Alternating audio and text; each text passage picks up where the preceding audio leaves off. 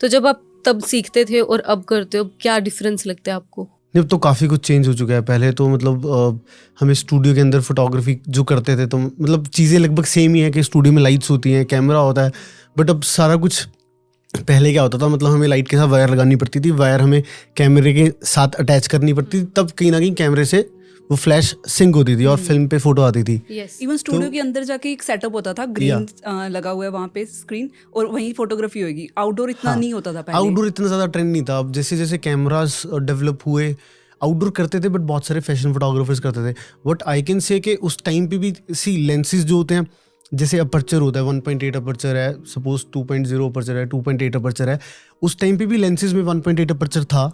मतलब उस टाइम पे भी लोग जो आउटडोर फोटोग्राफी करते थे, फैशन फोटोग्राफर्स, बस उनकी सेंस डेवलप हो गई थी उस वक्त कि हमें आउटडोर क्या किस तरह से फोटोग्राफी करनी है, but it was really tough. आजकल थोड़ा सा it's a bit easy, I can say. वो कैसे, मतलब इजी कैसे इन द वे? जैसे पहले हमारे पास क्या रिस्ट्रिक्शन थी कि हमारे पास जैसे एक फिल्म है, उसके अंदर हमारे पास 36 क्लिक्स ही हैं। अब हम कितनी फिल्म्स खराब कर सकते हैं जब आज क्लिक्स की, वाले टाइम से कर रहे हो आप या वो? उसके अंदर हमारे पास लिमिट होती थी कि हम कितनी फोटोज क्लिक कर सकते हैं। आज की डेट में डिस्प्ले तो अनलिमिटेड है, वी कैन एक्सपेरिमेंट। उस टाइम पे एक्सपेरिमेंट का स्कोप बहुत कम था, क्योंकि एक्सपेरिमेंट कॉस्टिंग पड़ती होगी उस या वक्त। अब हर एक रील कोई 70 रुपये का रोल आ रहा है, कोई 100 रुपये का आ रहा है, कोई 125 का आ रहा है, मतलब डिफरेंट प्राइसेस। अब तो मैं भी भूल गया क्या प्राइसेस होते थे उस टाइम पे, बट फॉर एग्जांपल सपोज अगर इतना भी प्राइस लेकर चलें, अब अगर आज की डेट में हम किसी का प्री वेडिंग शूट करने जाते हैं फॉर एग्जांपल, या फिर किसी आर्टिस्ट का शूट कर रहे हैं, अब 3-4 artist shoot, indoor studio shoot, 3-4 घंटे में हम अराउंड 300-400 पिक्चर्स क्लिक कर लेते हैं, 2-3 आउटफिट चेंजेस कर लेते हैं।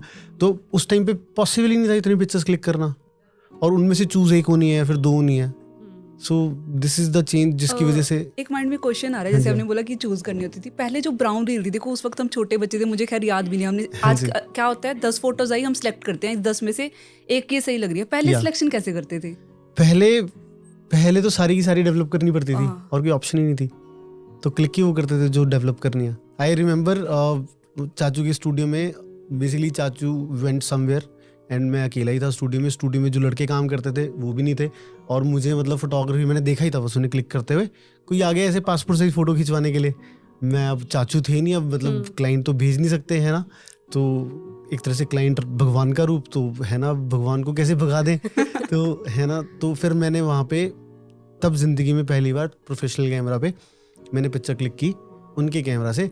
चाचू आए तो मैंने बताया उन्हें कि ऐसे ऐसे पिक्चर क्लिक किया। चाचू कहते शाबाश, वाह क्या बात है, सही थी वो। तो जैसे ही उन्होंने वो प्रिंट कराई, धुलवाई, वो पूरी ब्राइट पिक्चर, बर्न्ड पिक्चर, मतलब तो चाचू कहते कोई चक्कर नहीं क्या होता था, मैं चाचू की शॉप पे, एक ना इंटरेस्ट इस चीज़ से भी था, जब भी मैं चाचू की शॉप पे जाता था ना, चाचू मेरे को ऐसे मतलब हर रोज़ ऐसे कभी 80 रुपीज़ कभी 100 रुपीज़ देते थे। तो है ना उस एज में मतलब वही बहुत होता है कि है ना, चलो यार एक तरह से पॉकेट मनी सी मिल रही है, तो मैं उस वजह से भी है ना भाग जाता था चाचू के स्टूडियो में। Okay. तो उस दिन पहली बार ऐसा था कि चाचू ने मुझे कुछ नहीं दिया, कहते नहीं आज तुझे कुछ नहीं मिलेगा। मैं गया ओके Nice. बट सीखने को मिला होगा। बट हाँ सीखने को मिला। उसके बाद फिर नेक्स्ट टाइम मतलब मैंने मतलब ढंग से थोड़ा समझा और ज़्यादा चीज़ों को, और उसके बाद ऐसे लग रहा है जैसे हमें दादी नानियाँ नहीं बताती कि हमारे टाइम में हम चूल्हे पे खाना बनाते थे, ऐसे हो रहा है कि उस टाइम पे रील्स होती थी, ऐसे डेवलप होती थी।